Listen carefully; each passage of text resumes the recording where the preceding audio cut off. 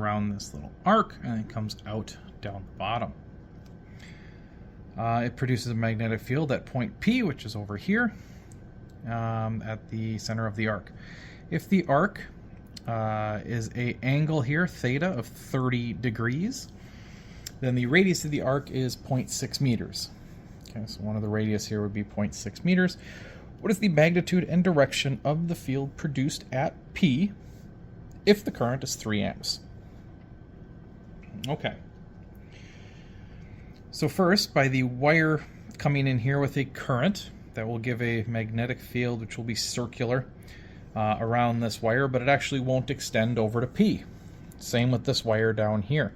So these parts can actually just be ignored because they do not reach P as the magnetic field is circular around them. Okay, for instance, like that. So the only part we need to worry about is this little stretch here, this curved part.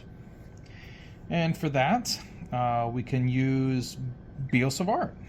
All right, so we'll start off with some Biot-Savart because that'll get us the magnetic field. So B would be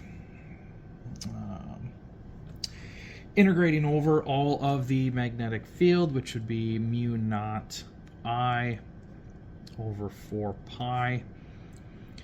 And then the ds, we're going to have to break it down to a very small section. And that'll have to get crossed with the radial vector r. And then that goes over r squared. And there should be some absolute value signs. Okay.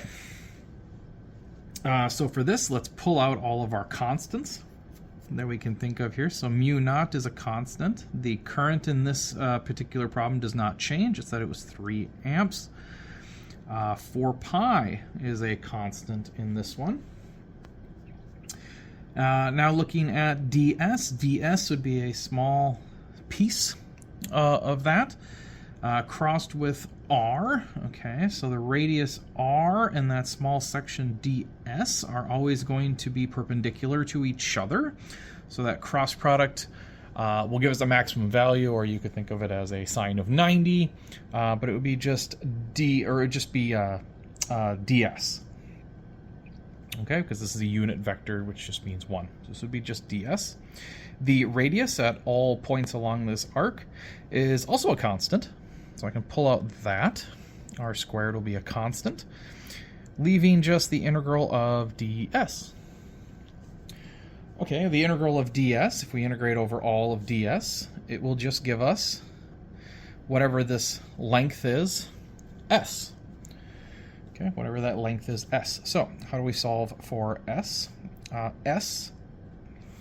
Back to physics 1 if you wish, or some trigonometry here, that s is simply r times the theta.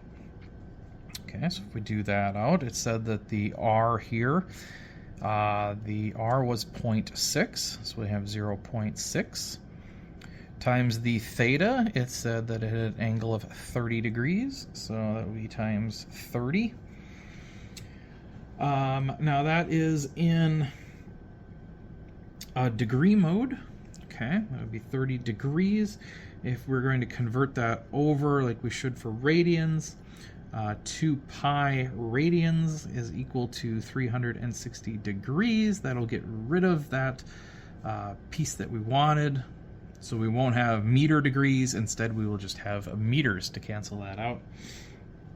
And if we make that calculation, we get 0.314 meters. Okay, so if that's S, then I can put in that mu naught is 4 pi times 10 to the negative 7. The current I in this one was 3 amps.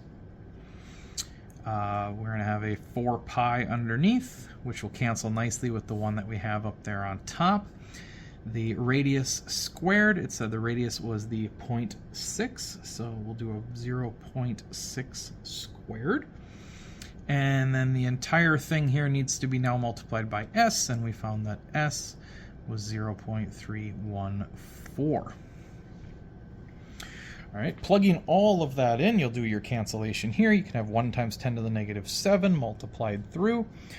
times the S there, we should come out with 262 nanotesla. Okay, and the direction then of that, of course, using right-hand rule number 2, put your thumb in the direction of the current flow, and you will see that this is into the page. Okay, so now